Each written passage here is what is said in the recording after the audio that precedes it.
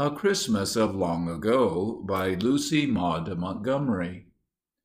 "Hurrah!" cried Ted jubilantly. "Christmas will be here in a week. I wish it came every month."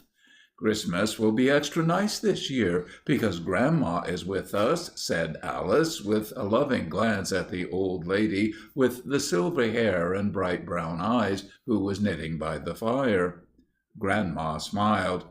"This will be only the second Christmas of my life that I have spent away from my own home," she said.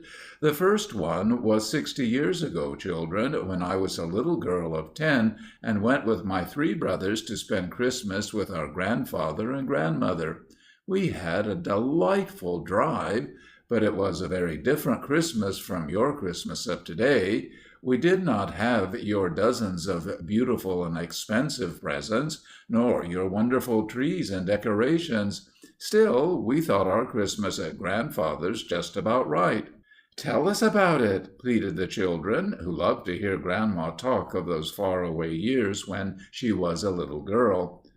"When I came here last week, I came on the train," said Grandma, "but in those days there were no railroads near where we lived, and we drove the 30 miles to Grandfather's the day before Christmas.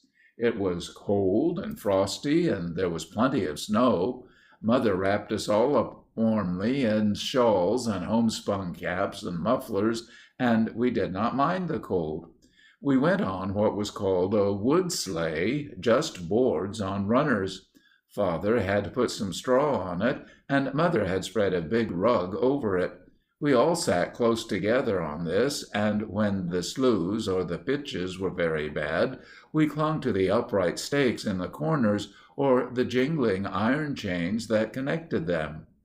When we got to Grandfather's at twilight and trooped into the kitchen, such a fire as they had for us! You never see such fires nowadays. There was a big open fireplace taking up most of one end of the room, with just snug corners on each side of it. Grandfather had heaped it with great hickory logs, and they were blazing with delightful fierceness, sending a rosy glow out on our faces, and lighting up the whole of the old-fashioned room with its low ceiling and long black rafters, from which hung festoons of dried apples and Grandmother's assortment of herbs. Grandfather had tacked green boughs all around the room in honor of the season. At home we thought ourselves very modern because we had stoves, but we loved that splendid fireplace of Grandfather's. Such a pleasant evening as we had, all sitting about it, uncles, aunts, and cousins, not needing even candlelight. The older folks told stories, and we children listened open-eyed, while we munched apples and cracked peach nuts. Our dreams that night were haunted by Indians and bears galore. We did not have Christmas trees then. We had not even heard of them. Before we went to bed, Grandmother took our stockings and hung them along the chimney-piece in a dangling row. We had never hung up our stockings at home, for how could Santa Claus come down a stovepipe and through a stove? But we were sure he could come down that splendid big chimney easy enough. In the morning our stockings were full when we all came trooping into the kitchen. I don't know what you would have thought of our presents, but we were delighted with them. There was not a bought present among them. All were homemade. I got a pair of red mittens knitted in a fancy pattern such as Aunt Emmy could knit. A scarf of shaded wool and blues knitted in Grandmother's famous checkerboard pattern. A big rag doll dressed in a piece of Aunt Ada's wedding dress. A white muslin apron with 6 bows on the shoulders, and a bag of homemade candy. I remember there was a sled for each of the boys, and one of the elder wood whistles for the making of which Grandfather was celebrated. I believed in Santa Claus wholeheartedly, and I begged Grandfather to tell me if he had shown Santa how to make the whistles. I thought Mrs. Santa Claus must have known the fancy stripe and checkerboard pattern. The other children went to church with the grown-ups, for there was always service on Christmas morning then.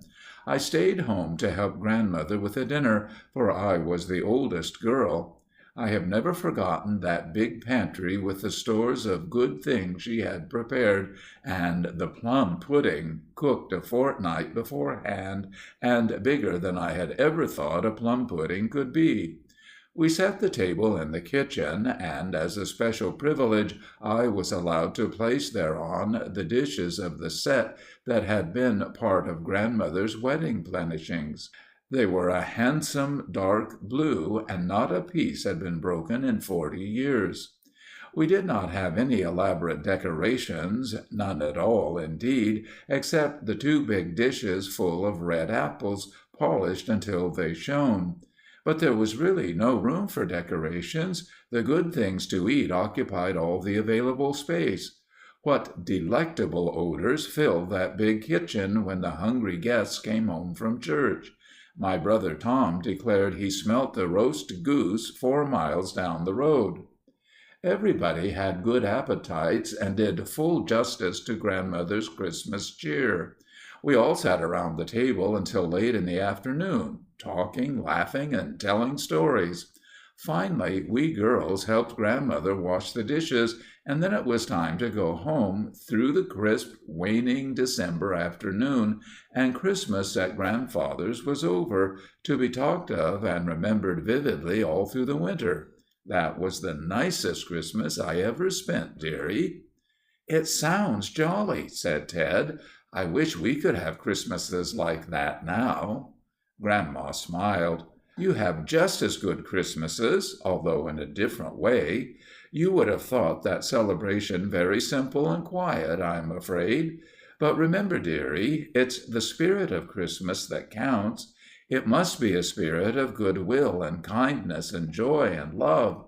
We must never forget the real meaning of Christmas, never let it be dimmed by any false meanings, and then our Christmases will always be happy and blessed and long to be remembered, no matter where or how they are celebrated."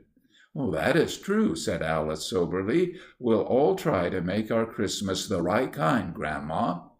"But I do wish we had a big fireplace," said Ted.